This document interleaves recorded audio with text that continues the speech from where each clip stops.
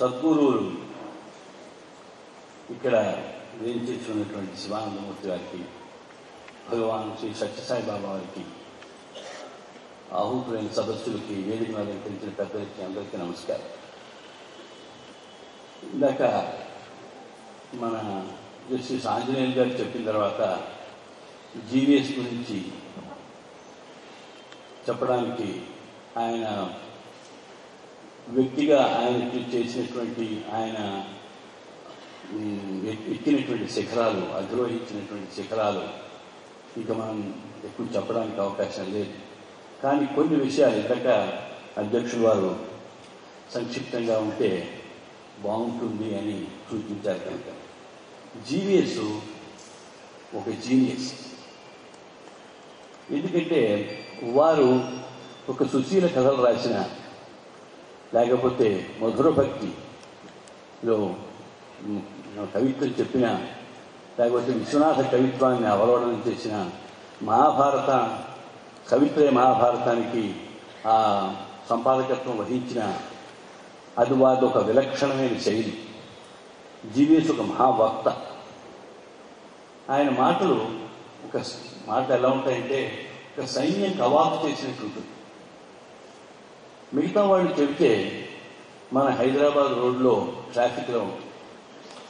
ఎందుకంటే ఎందుకు ఇలా చెప్తున్నానంటే జీవీఎస్ ఆయన మొత్తం, ఆయన వ్యక్తిత్వం, ఆయన రాసిన, మాట్లాడిన, ఆయన చేసిన, ఆయన మనస్సులో ఉన్నటువంటి ఊహలు, ఆలోచనలు అన్నీ కూడా ఒక ఉత్తమమైనటువంటి మార్గాన్ని చాలా క్రమశిక్షణతో ఆయన జీవితాన్ని గడిపారు.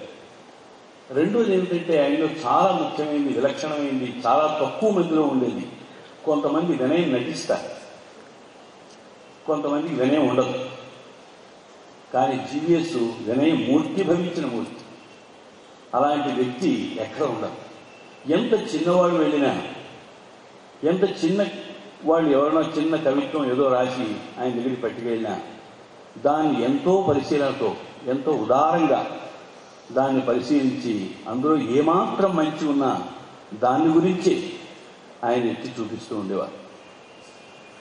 యువభారతికి ఆయన చేసినటువంటి, ఆ యువభారతితోటి ఆయన చేసినటువంటి సాహిత్య సేవ అదొక వేరే ఒక గ్రంథం రాయాలి. జీవీఎస్ మీద ఇంకా అనేకమైన పుస్తకాలు అవి రావాల్సి ఉంది. ఎందుకంటే వారు రాసిన 34 పుస్తకాలే కావచ్చు, ఆయన ఎంతమందినో శిష్యుల్ని, ఎంతమందినో ఎన్నో ఉపన్యాసాలు ఇచ్చి ఎంతమంది హృదయాల్లోనూ ఒక జ్ఞానజ్యోతిని వెలిగించారు. స్వామి వివేకానంద అన్నాడు, they alone live who live for others, the rest are more dead than alive అని. ఇది మన సుబ్బారావు గారు వివేకానంద ప్రతిభా జ్యోతి ట్రస్ట్ ఆ ప్యాంప్లెట్ మీద ఉంది. ఇది చూసినప్పుడు నాకు జీవీఎస్ గుర్తొచ్చారు. ఆయనకి నేనంటే ఒక పుత్రవాత్సల్యం. నాకు బాగా కొన్ని సందర్భాల్లో వారితో మంచి పరిచయం. నేను రాసినటువంటి 2 పుస్తకాలు కూడా వారు ఎంతో ఉదారంగా వారికి పీఠికలు రాశారు. తర్వాత ఇందాక వారు చెప్పినట్టుగా వారికి బాబా గారు అంటే అపారమైనటువంటి భక్తి. ఇందాక మొట్టమొదట సద్గురువులు అన్నారు, భగవంతుడు భక్తుడు వాళ్ళ సంయోగం ఇది.